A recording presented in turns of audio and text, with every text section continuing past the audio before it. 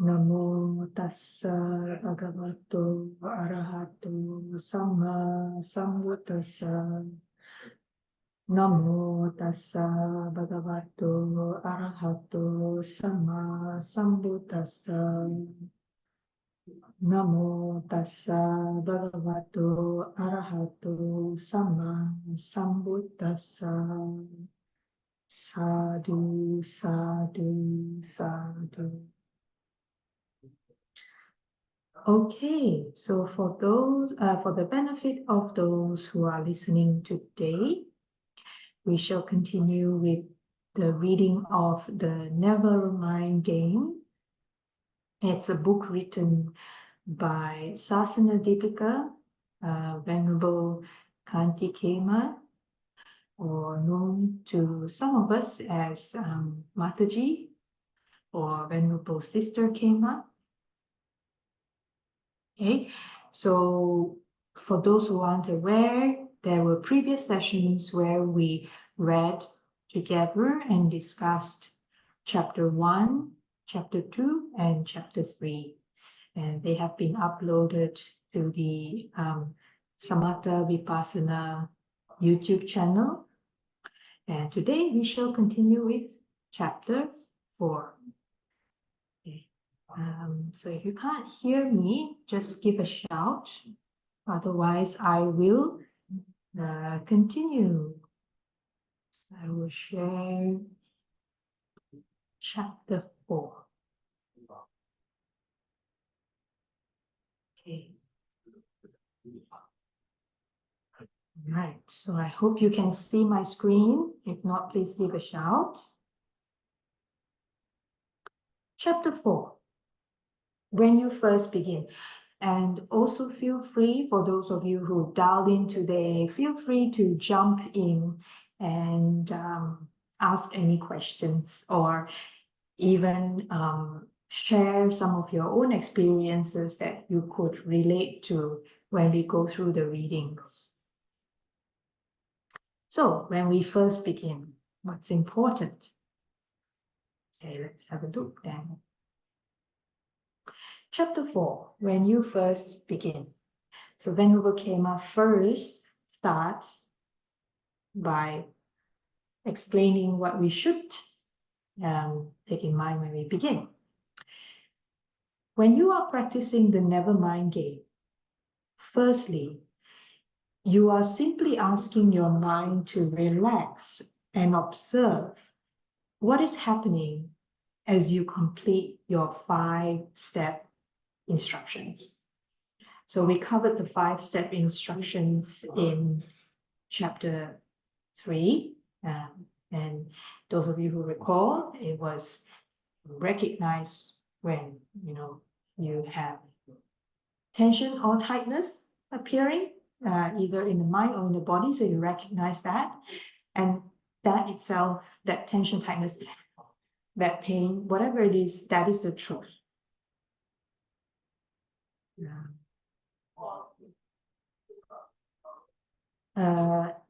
Okay, I am assuming, Purnima, you are asking if there is a Hindi version of this book. Am I right?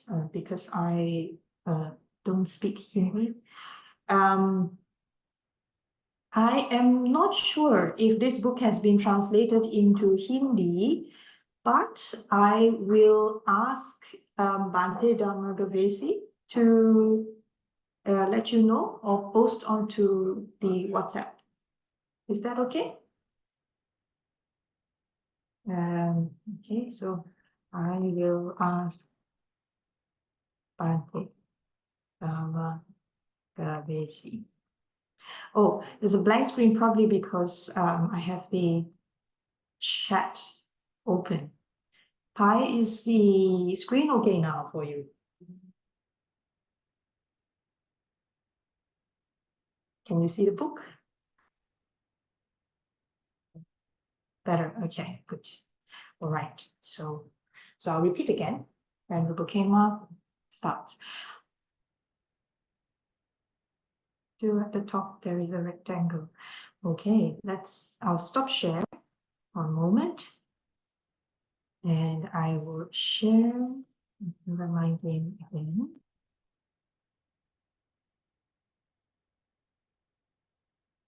Okay. Is this better now? Okay, so I hope it's better now. If not, please give a shout. Okay, all right. So when you are practicing the Nevermind game, or when we are practicing the Nevermind game, still a rectangle at the top.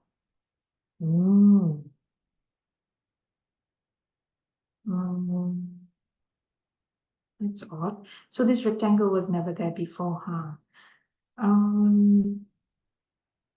Pause sharing. Stop sharing. Oh,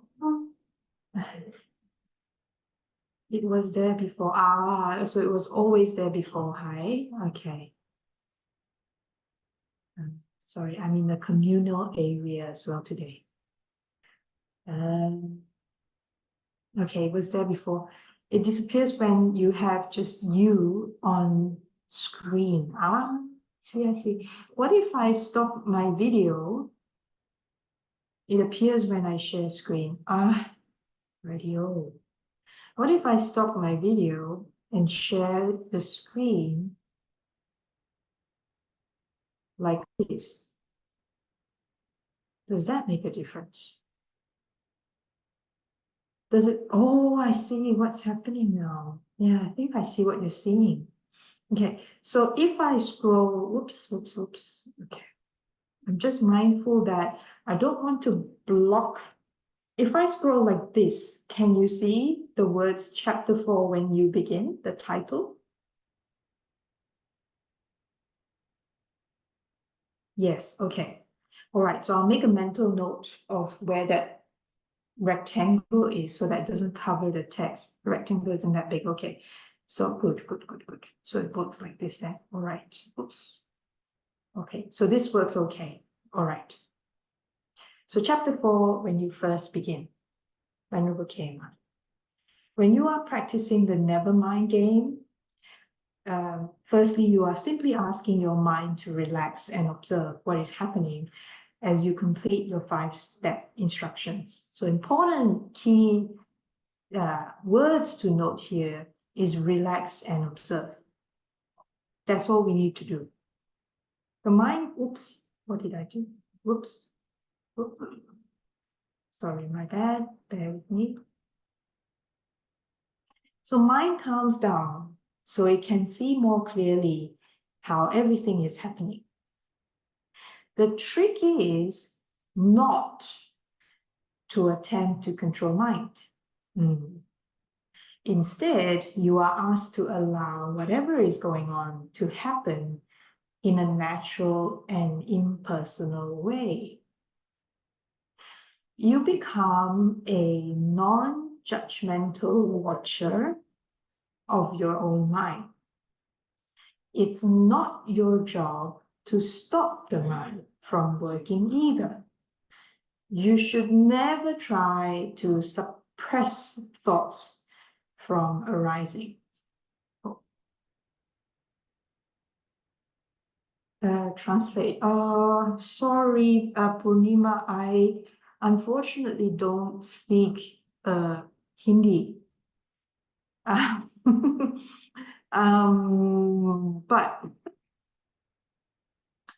I will ask Bante that there is a request to have this book translated in Hindi because there could be some interest from Hindi-speaking students. So thank you for bringing that up. I will mention it to Bante Dhammakabesi and see if there's someone who can volunteer to translate into Hindi for you and for the benefit of more students. So thank you so much for asking. Thank you. Unfortunately for today, because I'm not versed in Hindi, so I'm not a Hindi translator. Okay. Okay, where were we? Right, so you should never try to suppress thoughts from arising. Our job really is just to Watch not without judgment. So then Q asks, why not? Why not? It's a good question. Why not? And Venerable Kema says, because it simply won't work.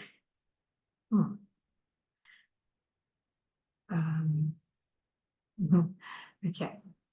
Each time you personally pay attention to a distraction, you are giving it nutriment.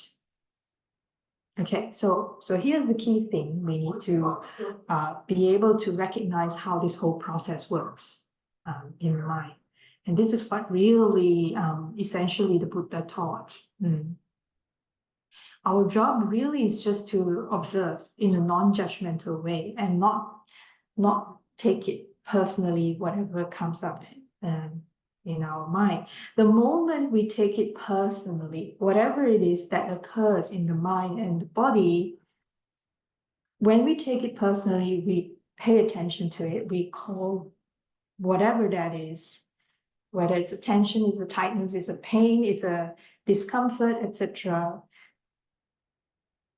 We pay attention to it, and whenever we treat it as something that we own, that this is mine, this is me, this is mine, this is myself, we are giving it more nutriment, we're giving it more food. And this is also covered in the text. And this is why distractions return again and again. They will come back again and again. And sometimes they get even bigger and bigger. Because you feed them your personal attention. So just remember, whatever arises always passes away. So if you just leave distractions alone, they'll go home. Leave the distractions, they'll disappear by themselves. That's the rule. That's how it works. So instead of feeding them, you change the course of your thoughts instantly by saying, never mind, let it go, relax, smile, come back to continue your task in mind. Whatever your task may be, when you are doing something at work, at school, whatever it is we're working on.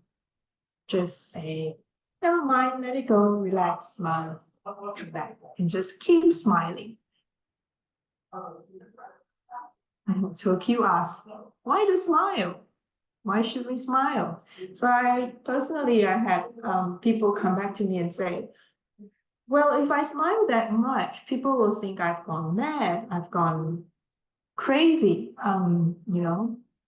And to be very honest, of course, I haven't reached a point where I am smiling all day. I'm still practicing to remember to smile as much as I can throughout the day, but I've not had a single person come to me and say if I got mad or anything like that. Rather the opposite. So I've had a lot more positive interactions just by smiling more. So Venerable Kema says, why not? Why not smile? The idea behind doing this is not taking a distraction seriously. So those of you who remembered whenever, whether in retreats or in the Dhamma talks, Bhante Vimalaramsi used to say, one of the things is, he encourages us in our retreats is to smile, laugh, and have fun, and not take things too personally, too seriously. You want to gradually see more clearly how a distraction arises. You let it go, relax, smile, come back to the present time. You may internally laugh at how you got caught by it again. Whenever you smile, there is a lighter mind. With such a lighter mind, there will be less tension, and you will be able to sense a change in tension more easily. This is how mind begins to let go soon.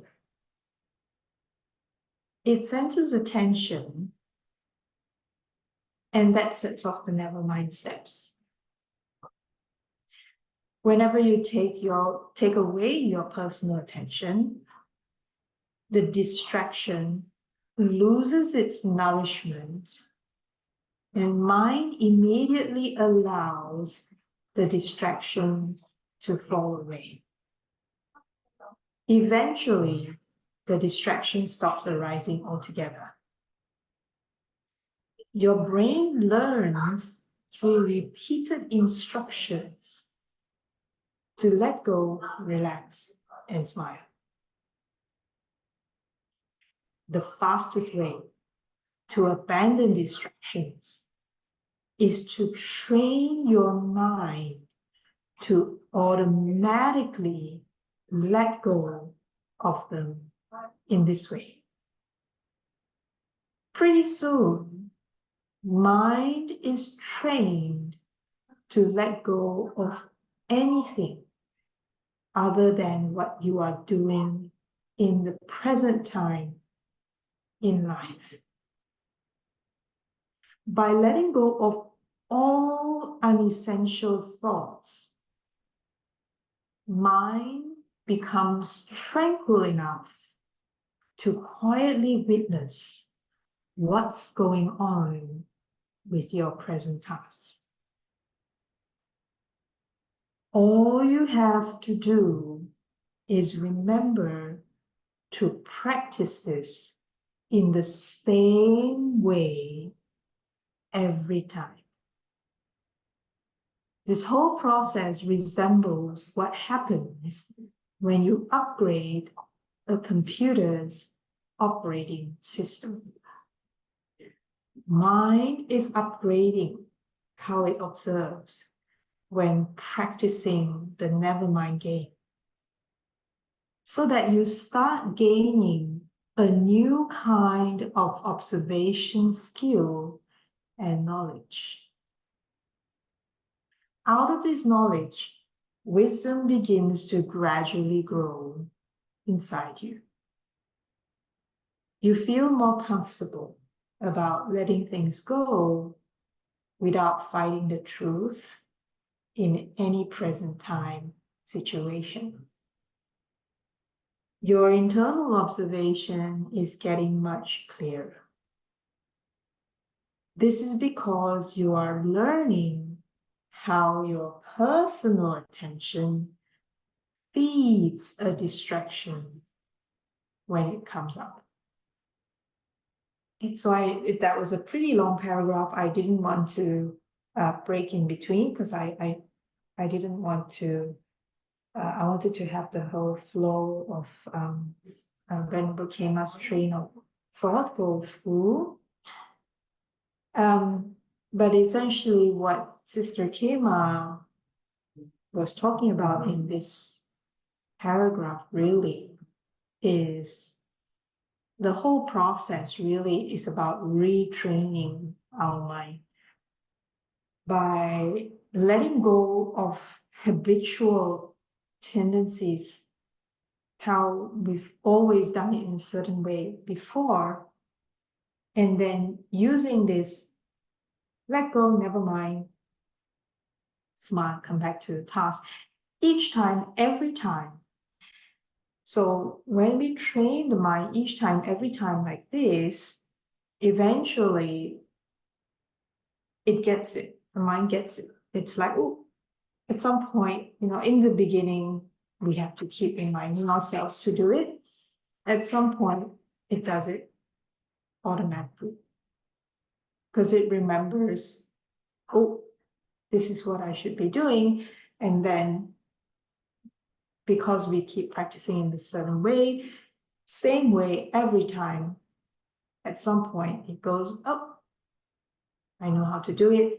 I don't feed my distraction anymore. I just, anytime distraction arises, let it go. Relax, let it go, smile, come back. Never mind, smile, come back. Okay, so I'm just going back to here where Sister Khema summarized it by saying, Never mind, let it go. Relax, smile, come back. So we can remember these simple steps every time. Never mind, let it go. Relax, smile, come back to the task. And this would be a life-changing experience. Beautiful, Q said. Venerable Kema says, what's beautiful? And Q's reply is mind. Mind is beautiful. It's just been sitting there all your life until somebody tells you that you can communicate with it like this. Train it to respond this way. This is a beautiful system we have, isn't it? So if we think about it, yes, actually the mind is really quite an incredible system that we can train it in this way and can communicate with it in this way. It's quite extraordinary. Just because it's getting dark here, I was trying to see if I could put some lights on, but I don't know where the lights on. Today I'm in a different location, so I don't quite know how this place works. Never mind. Okay, continue. Venerable Kema says, yes, Q, it truly is. So it truly is a beautiful system, the mind. When you begin to play this game in your daily life, you will begin to behave more like a cat who sits very still and simply watches. So those of you who have cats or you've seen cats, you see that sometimes they just don't move. They just sit there, but they are observing.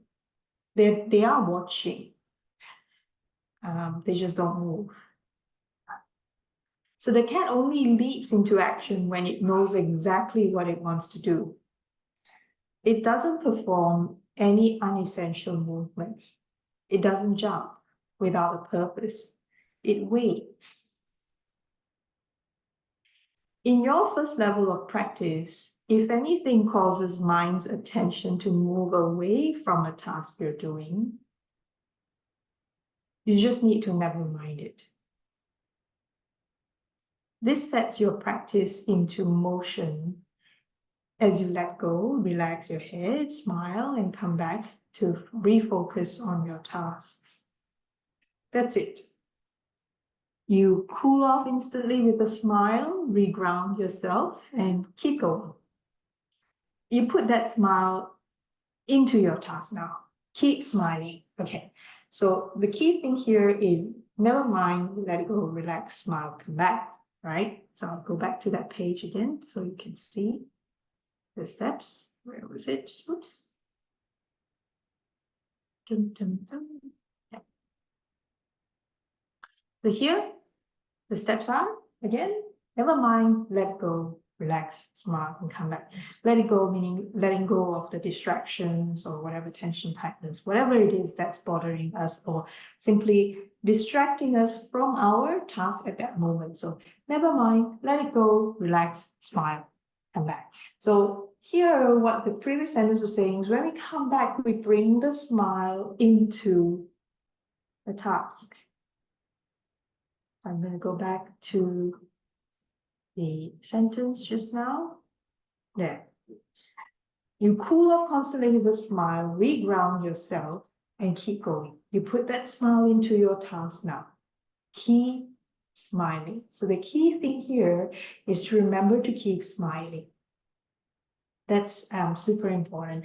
So in some of the recordings or earlier talks that we often hear, Bhante Vimalaramsi, Venerable Sister Khema, Bhante Dhammadavesi talk about, even the very act of smiling really is like a, practicing Noble Eightfold Path all into one, just by smiling. And so the kind of like, I think, if I remember correctly, in one of our previous sessions when the Sachin Ji was joined us in the session, he reminded us that Bhante Vimala Ramsey used to say, when we forget to do this practice, when we forget to smile, we are in a way, drifting away from the Noble Eightfold Path. And I don't want to put any ideas into our listeners, but I'd say give it a go, try it, just try. Doesn't have to be a full day, but just try a couple of hours and keep smiling and just observe the very nature, the state of your mind while you are smiling. How does it feel? How does your body feel? How does your mind feel? And compare it with when you are not smiling. Just have that observation, treat it like an experiment. Don't need to consider that I am smiling or I am not smiling. Take I out of the picture, just observe like a cat, like what Venerable Sister Kema here is suggesting. Just observe like a cat. Treat it as an experiment, take it impersonal, and see what happens. Okay, let's move on. So Q says, what is the content of most of our distractions? Venerable Kema, mostly people are repeating the arising of irritation, frustration, and anger, identical to something earlier in life. We tend to reenact anger, ill will, discontent, aversion, and emotions from earlier life episodes that led to sadness, grief, anxiety, or depression in the mind. We very rarely respond to what is here and now. Most of our reactions are replaying prior behavior from our past. These arising conditions cause chaos, but they can be transmuted into calmness if we can pause for a moment without reacting. Say, never mind, as we let go. Relax, smile, come back to the present time situation. We can simply notice what is essentially going on in this present time. This is something we can learn to do. Okay, so I'll pause at this stage, and I would like to invite those of you who've dialed in today, would anyone like to share a very simple example where we could have been in a conversation or we were doing something and a distraction arises where it's like reenacting a negative emotion from the past?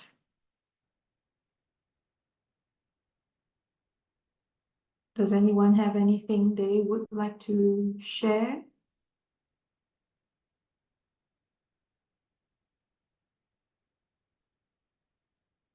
No? I can't think of I won't mention specific example, but there have been many, many times I notice how my mind gets into the habit of, when a family member says something or when a colleague says something, and automatically, without even thinking, I will react in a certain way, or I will answer, or I will respond to whatever I've perceived in a certain way and judge it automatically as like, oh, this is where that person's coming from again, or oh, this sounds so familiar, without even pausing to like think and see whether is it really a similar situation. There have been many, many instances, and I find that the most recent practice that I have been doing, my primary object of meditation these days,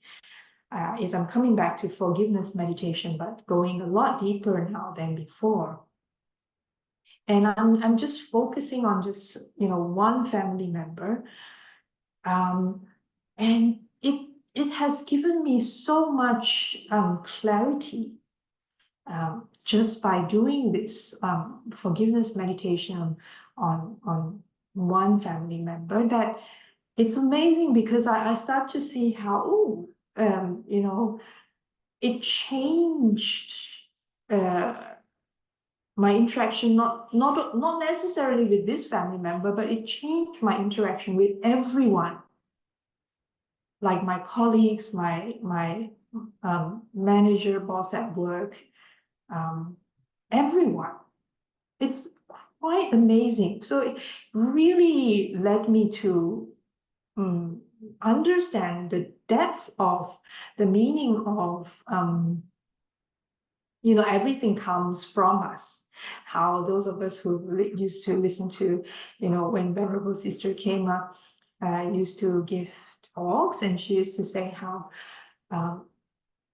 it's not that everything is happening to us, but what if everything is happening from us, which is a very different perspective. And it took me a long time to try and figure out what exactly that meant. And then, I mean, when she said it, I understood it, but I realized now that I only understood it at a very kind of intellectual level.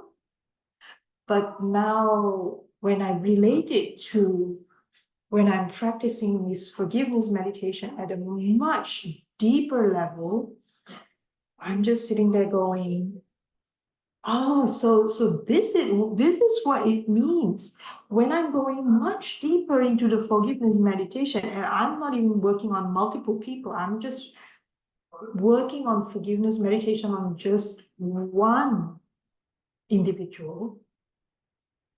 Somehow that does something to my perspective. I'm not sure how exactly. So I'm just relating my own experience from a very, you know, like observing like a cat kind of thing, treating it as an experiment. And then I'm like, whoa, what is happening? And the interesting thing I just wanted to share is, because somehow the forgiveness meditation is somehow allowing me to change the way I respond to interactions that happen to me from different people throughout the day, that then carries forward to how they respond to my response. So it's like a chain reaction, which has been very interesting these past 1-2 weeks. So I just thought I'd share a little bit.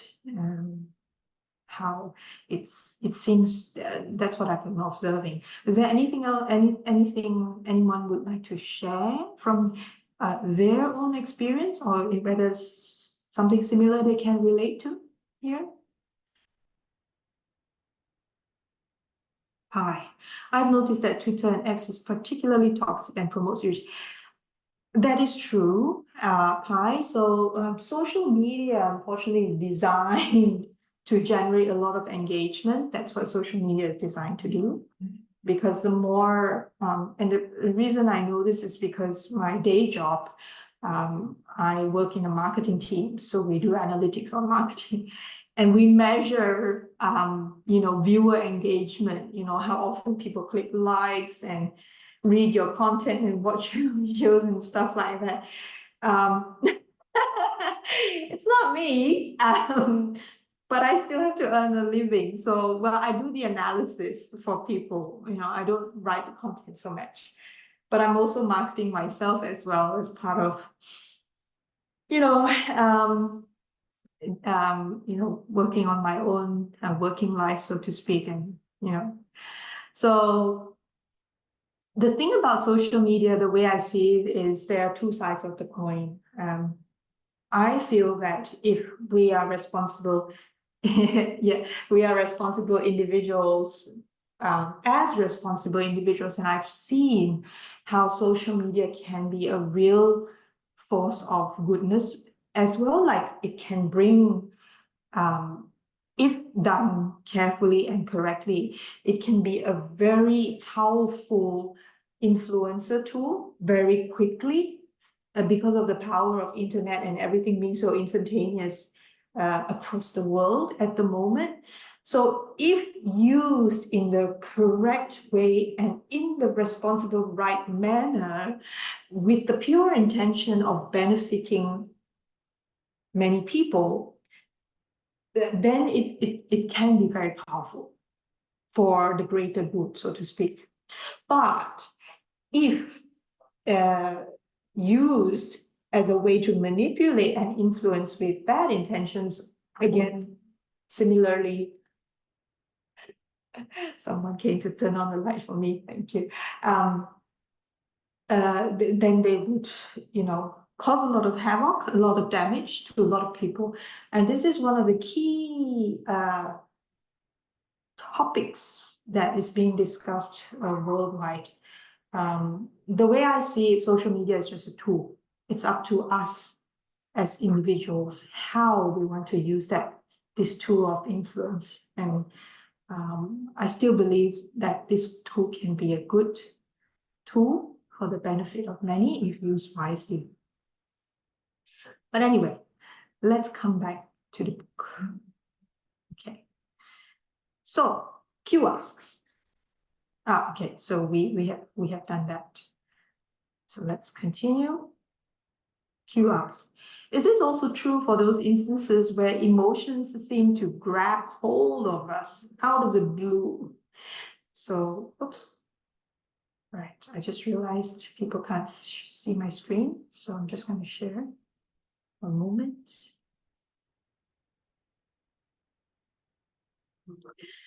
Right, so you can see the screen now. Q asks, is this also true for those instances when emotions seem to grab hold of us out of the blue? Then Kema says, yes, Q, it is. In the beginning, it's true that these agitated thoughts will seem to suddenly grab onto your mind. Without correct knowledge of how this is happening, this will be an irritating surprise and you will feel defenseless. But as you gain more knowledge and confidence about how emotions arise, you can apply for an alternative outcome. Instead of grabbing onto what comes in the mind and feeling it get stronger and hotter, you can think, never mind, let go, relax, smile, and laugh instead as you come back. Laugh. Q says, laugh. And then we came on and said, yes, Q, laugh. It's worth a giggle because you got caught. We got caught. That's how it is. We got caught. So in that split second, when you remember the knowledge we are learning here, you giggle, you laugh, let go, relax, smile, come back. Pow!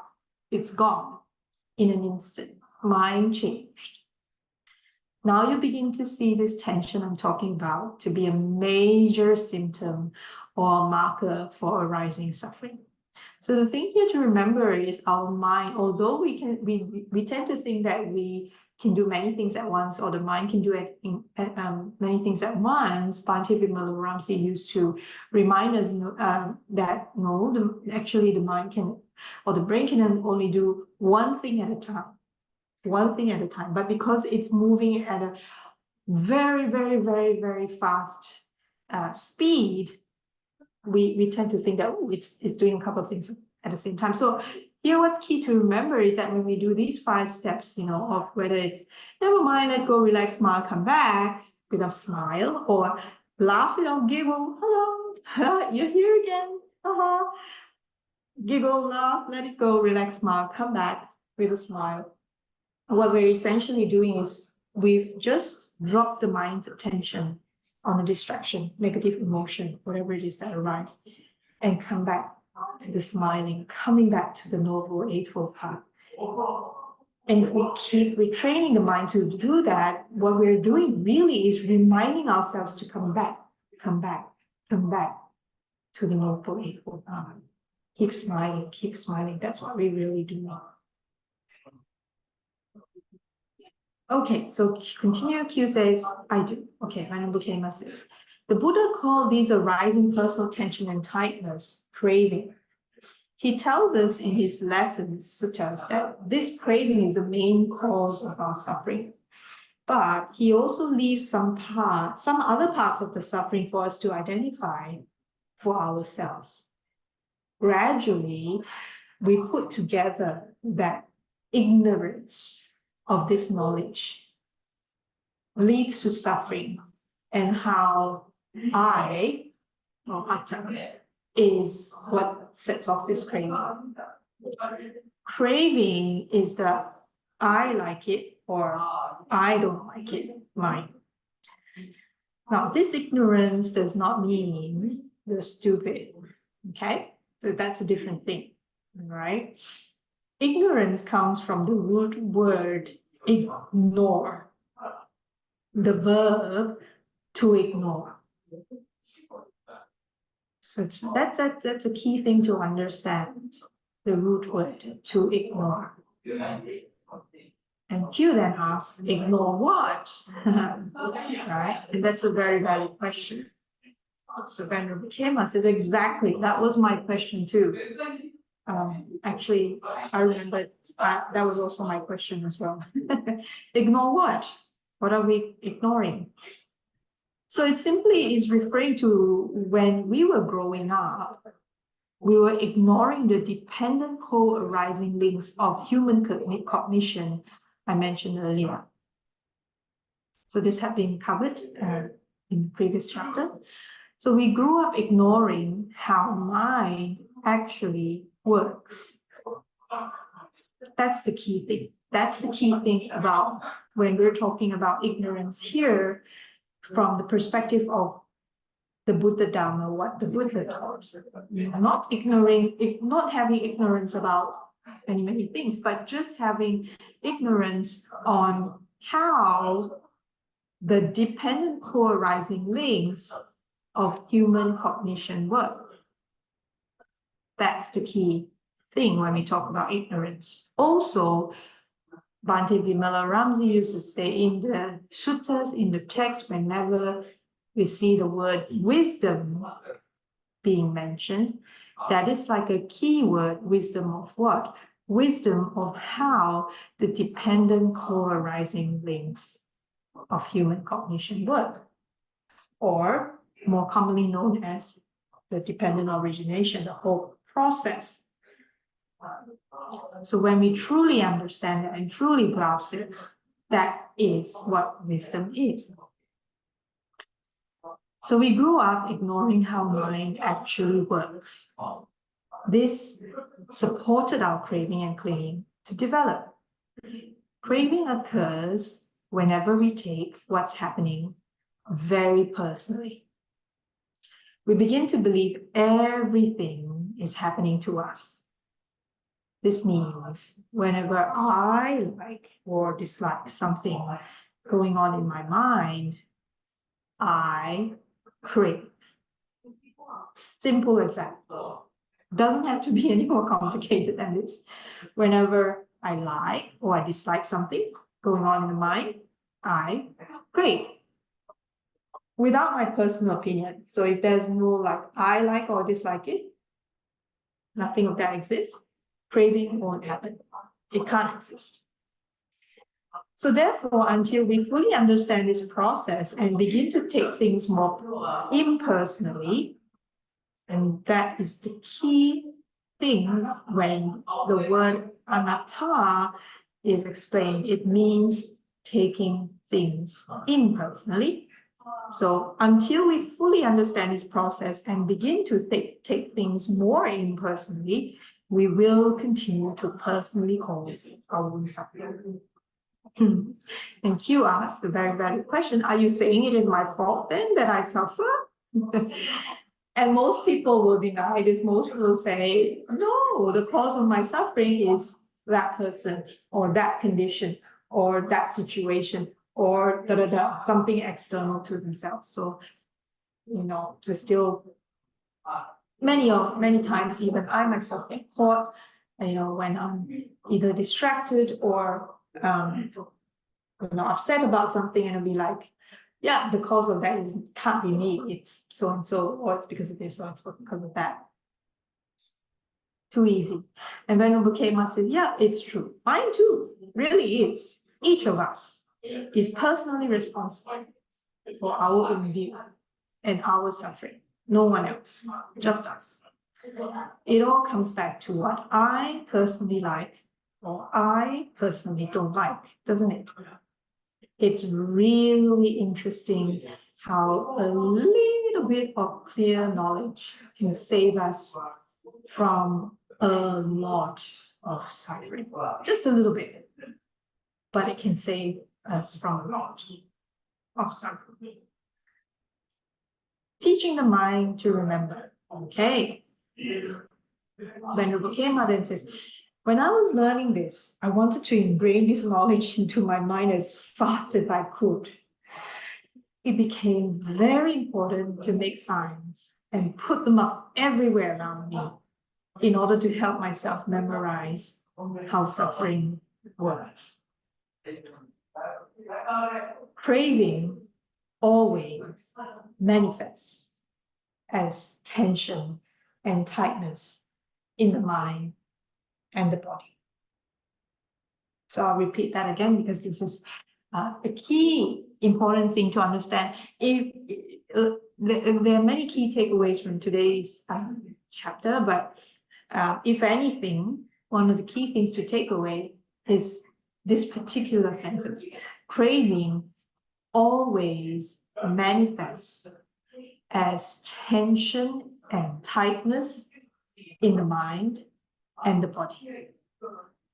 It is the I like it or the I don't like it mind. So the moment we recognize this, then we know, when a tension or tightness arises in our mind, what do? We never mind, let it go, relax, smile, come back with a smile. And automatically, immediately, what we're doing is craving disappears. And it can come back again, that's fine. Then we repeat the game again. The more we treat it as a game, the less we take things personally, the less we take things seriously. That's why it's important to treat it as a game. That is, in a way, to counteract the tendency to take things too personally or too seriously. It's like the anecdote, so to speak. That's why we're encouraged to laugh, to smile, to never mind, let it go, relax, smile, come back with a smile. The tension was caused by me taking things too personal. When a personal opinion shows up as I like it or I don't like it, craving is born in that instant. This personal opinion is the signal for me to start playing the Nevermind game. Now, when I wake up in the morning, I remind myself to forgive everything and let go, relax, and smile as I go through my day. Now, this is very important, actually. Okay, so I'll repeat this sentence because this is such a, it's so useful in our day-to-day life. So I'll repeat the sentence now. When I wake up in the morning, I remind myself to forgive everything and let go, relax, and smile as I go through my day. I remember to say, never mind to whatever comes up around me and get back to work with a smile. Okay, so now what Sister Khema is asking us to do is in the morning, we're really setting the tone for our day. It's just like how some people, I know there are people that tell me sometimes that, when I get up, the first thing I need is a cup of coffee even before I walk out the door. If I don't have my cup of coffee, I cannot function. So I'm not sure if any of you have met such individuals before, but what they're saying is that coffee, that stimulant, is their way of setting the tone of the whole day. So in this instance, what we are trying to do is we're trying to use this process, this training of the mind, this step of forgive everything, let go, relax, smile. As we go through the day, we are setting the tone, we are setting the mindset of how we want to live our day. And if we can remember to do that every day, it actually essentially is a very powerful tool, very, very effective. Is probably the better word, effective. Okay, let's continue. Each moment in our life is unfolding so quickly that in just a split second, it disappears into our past. So why do we pay more attention to what is in the past than to what is here now? We all do this. It's because we forget a very important word, anicca.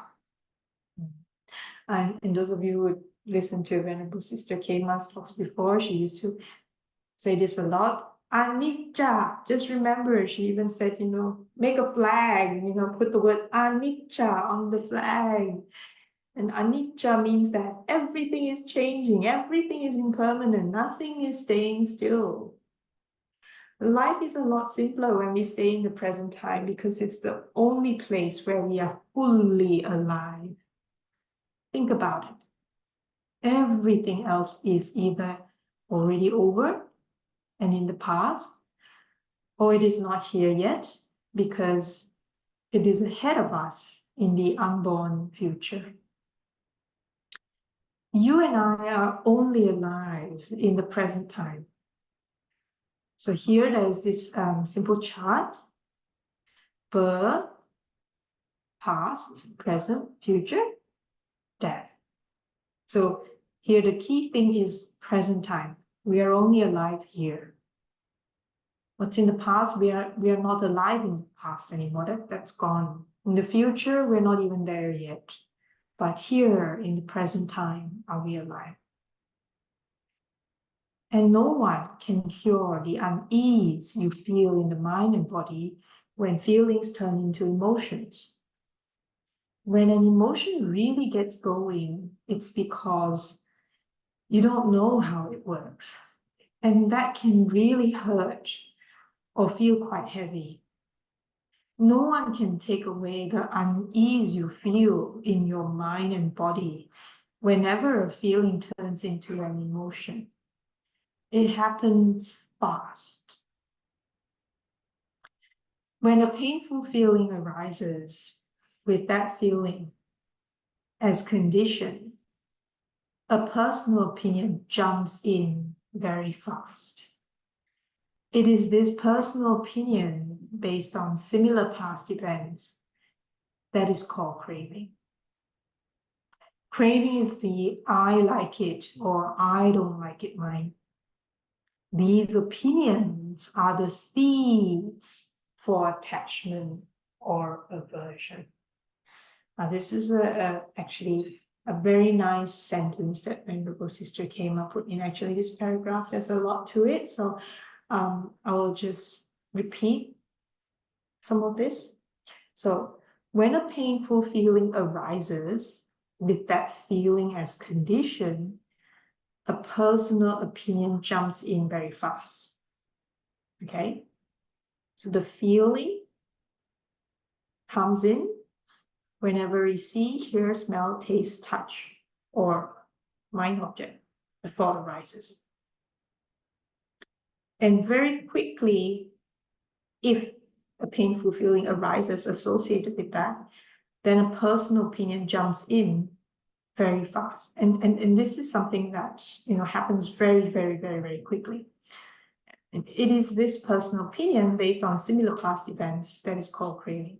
So what happens is when the feeling arises, this personal opinion jumps in, but this personal opinion is built on something that we recognized from a past event, or the mind recognizes or associates with a past event. And when that happens, this I like it, I don't like it, based on that past event that happened. And when that happens, then when this personal opinion happens, it becomes a seed for the attachment or aversion. So these opinions, as conditioned, what happens? Clinging rises. So clinging is all the stories, the ideas, the concepts, and imaginations about why I like it or don't like the feeling. So in some texts, clinging is also mentioned as like mental proliferation. So it's just going around circles. Sometimes Venerable Khemaji used to call it the looping. The mind goes into a looping state about why I like it or don't like it. So if we don't know how this process works, it's like a net thrown over us in the dark. It does feel like that, actually. We are like, it's like some kind of net or even blanket, even just hovering us very quickly, very fast. And very fast we react without reason outside the present time event. And this causes great suffering and confusion. You have to know how mind is broken and why everybody is talking about craving when emotions get out of hand. And Q asks, so you are implying that if I don't know what craving is and how to identify it, then I can't let it go. Is this right? And Venerable Khemaji says yes. So the key thing is to know what craving is, the I like it, I don't like it mind. How to identify it? Recognize when the tension and tightness appears in the mind and in the body. Or in that tension and tightness appears in the mind and the body, what do we do? Never mind. Let it go, relax, smile, come back. Or giggle, laugh. Never mind, let it go, relax, smile, come back.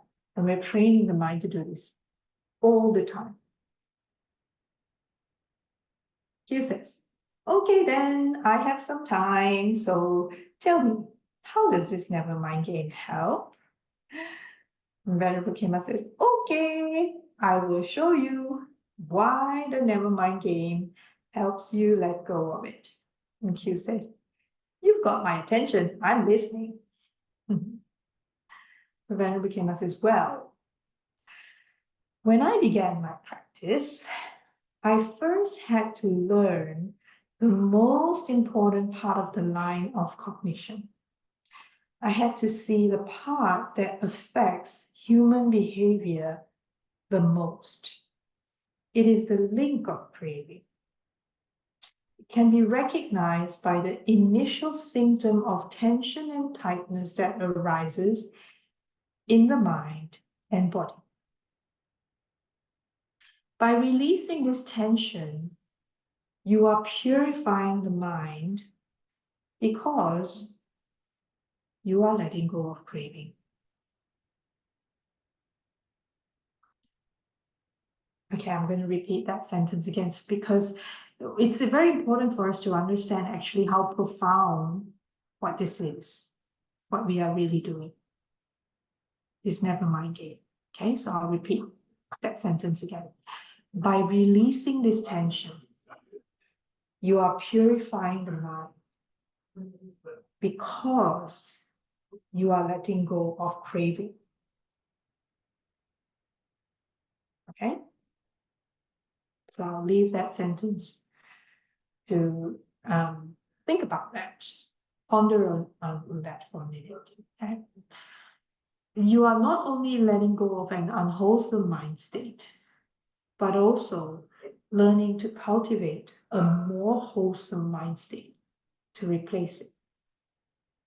So first, you are purifying the mind by taking all nutriment away from hindrances, distractions. Then, as they get weaker, you are retraining the mind to replace them with wholesome mind states. Once you notice the symptom of craving arising, you proceed to let go of all attention in this direction. Relax your head and smile as you come back to your task. That is completing a routine escape plan that was originally called right effort, Samma Vayama, by the Buddha. Okay, so this is actually quite important, profound. So I'm going to repeat again.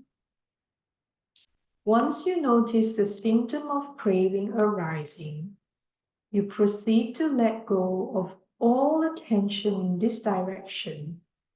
Relax your head and smile as you come back to your task. That is completing a routine escape plan that was originally called right effort by the Buddha. So why the Sister Khema call it a routine escape plan?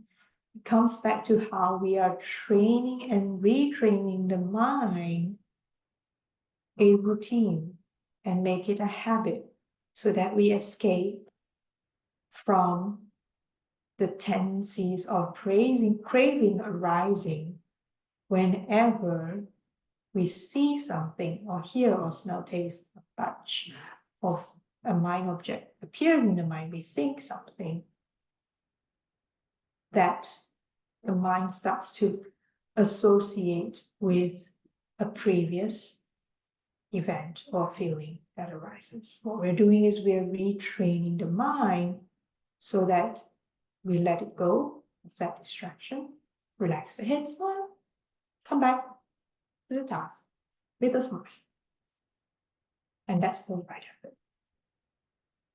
So when this escape plan starts working well, you might decide to quickly investigate more deeply how distractions work. And Bhante Balaramsi used to remind us, really the key thing here is to understand that we are really investigating how it works, not why it works. Why is not important. How is important. The shock is that they all operate in exactly the same impersonal way. As long as you are patient and persistent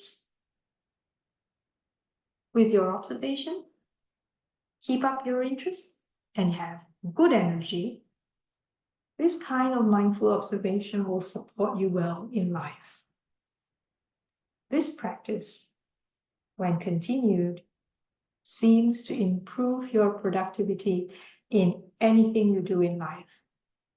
The more you lower the tension in your head during your practice, the less tension remains in the body as well. Each time you practice the relaxed step, the tension drops lower, and you will sense a rising tension earlier. Soon, you will begin to automatically let go of craving after only a few weeks of practice and feel more relief. So the key thing here, there are a couple of key things here, but really we are trying to relieve ourselves from the tension and tightness, from the stress. And because the mind and body are so tightly correlated, when we are doing this, we are not only retraining the mind, but it's also for our own health, the health of the physical body. So not just the mental health, but the physical health as well will improve over time as well. As you continue to practice in this way, when you keep on letting go and relaxing, you bring back with you a gentle, smiling attention to your task. Always remember, whatever you are doing, your task has a beginning, a middle, and an end. Anicca means that all things are impermanent. Anicca is a law. Therefore, we may assume correctly that all things keep on changing in the same way. Life is always moving, never still. We are only alive in the present time. Craving, simply put, is our personal desire to make things different from the way they are. This is not odd or wrong. This is normal in all human beings because We simply don't like change. This dislike for change or personal opinion creates heat, which in turn creates energy. As energy builds up inside our head, the resulting pressure can cause a habitual cycle to begin that leads to suffering. The heated energy from the personal liking or disliking leads us into wrong actions and keeps on spinning around like an endless wheel every time I allow craving to drive my reactions. Maybe this is why some religions make this cycle look like a picture of a wheel. A wheel shows us what neurocognitive scientists today understand as human cognition. This revolving wheel of suffering does not have to continue as strongly once we see how it works. This demonstrates step by step how suffering works. Such a wheel keeps spinning inside us. Unless we understand how this works by learning to watch it and discover its weakest point, we will never be able to break free from the wheel by letting go and finding a more balanced mind state. But once we know how the wheel works, we can begin to alter the situation and change the outcome. So now Q is getting interested. So Q asks, can we begin to understand human cognition now? The Venerable Kuma says, yeah, it's coming up soon, Q. It's coming up. So that process of human cognition will be in chapter 5, the next reading. So I am going to pause there. Right. And invite anyone who has any comment,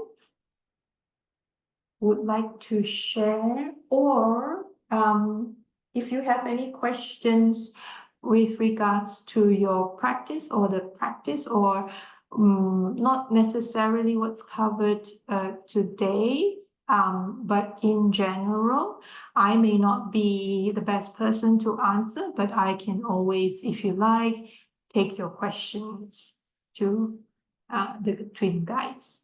This is a screenshot that might show the problem region. So let me see. The pie. Oh, it's uploading. Right.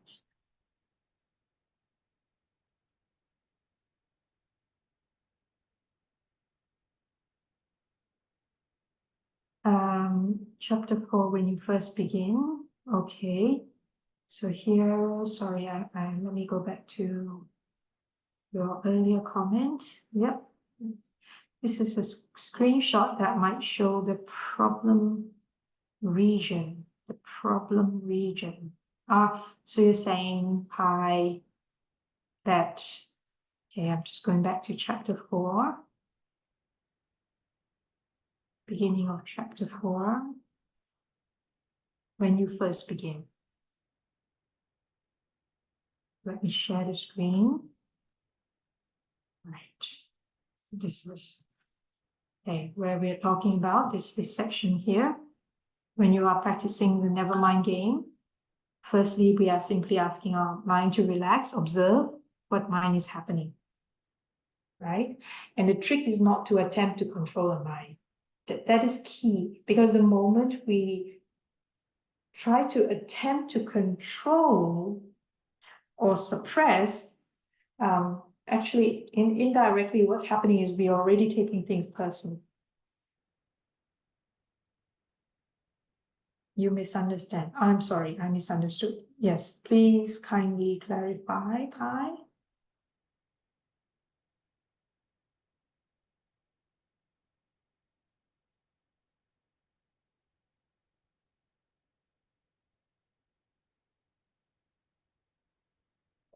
A blank region in the screen. The technical issue. Sorry. Right.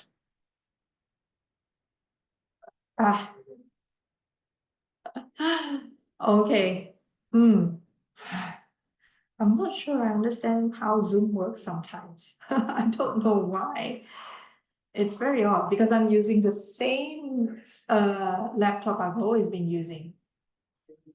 Open the image I've added and you will see. So I am opening the image, yes. Yes. Yes, I see that rectangle. That's why when I was scrolling, I was kind of trying to leave a bit of room at the top. So basically on my end, that rectangle that you see, a gray rectangle, that's where all my all the Zoom icons are for me. That's the location of all the Zoom icons, and they seem to gray out for you. So let me see if I can.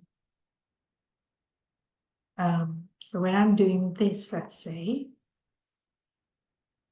what's happening is here, which is grayed out for you, this is where all my Zoom buttons, Zoom control buttons are.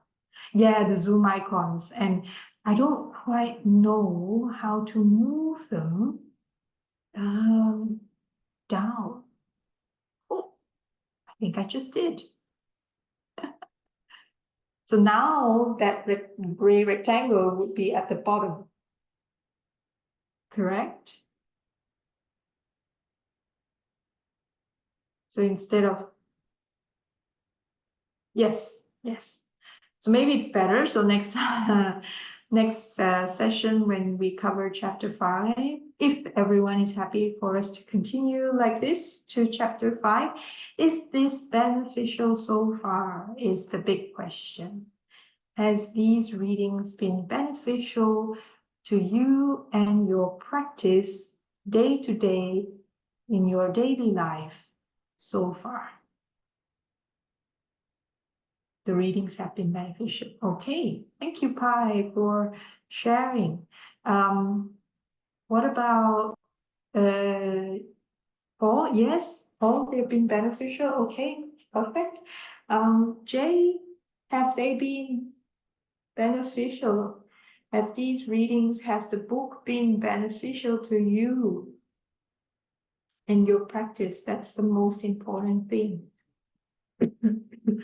And we don't have, like, if anyone has another particular topic or feels like we want to stop reading this for a while and invite some speakers to come on, please let me know. We do have a couple of twin guides and I can always ask them to go back to the text. Is there a preference? Which one would people like? Because I don't want to assume.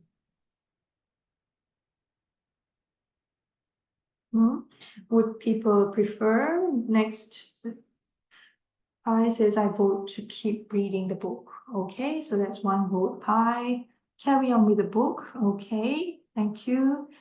And okay, right. We'll carry on with the book for now. All right. Okay.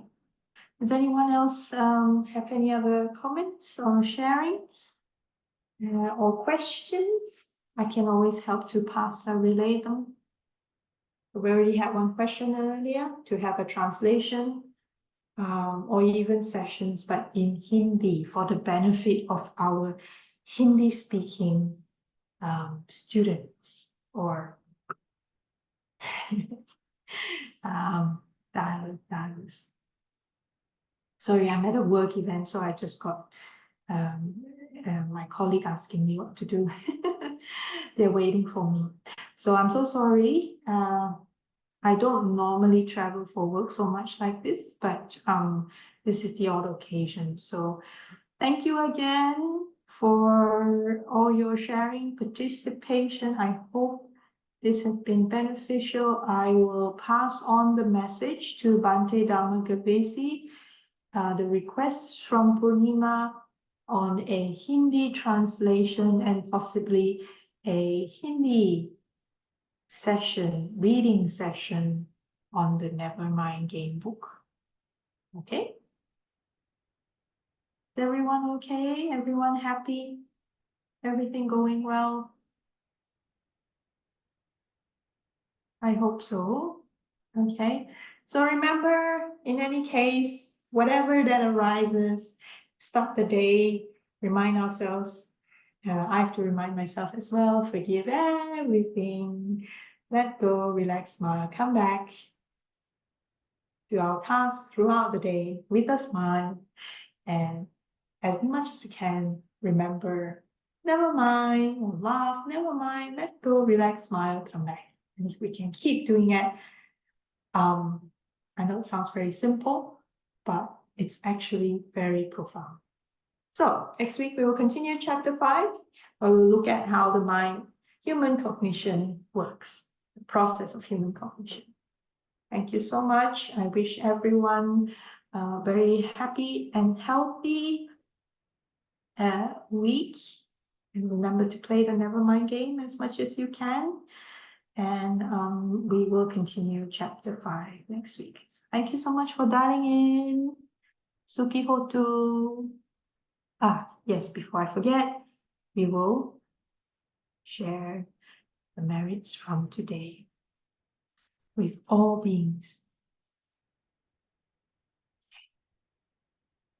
I'll just find the sharing of merits text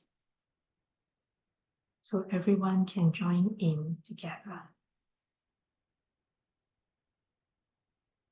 One moment while I share the text. Okay, feel free to come off mute and we can recite together. Sharing of merits. Oops. Okay. May suffering ones be suffering free and the fear-struck fearless be. May the grieving shed all grief and may all beings find relief. May all beings share this merit that we have thus acquired for the acquisition of all kinds of happiness. May beings inhabiting space and earth, devas and nagas of mighty power, share this merit of ours. May they long protect the Buddha's dispensation. Sadhu, sadhu, sadhu.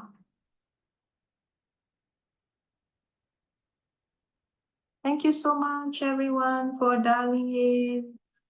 Have a very happy, healthy week ahead. See you next week. Bye-bye.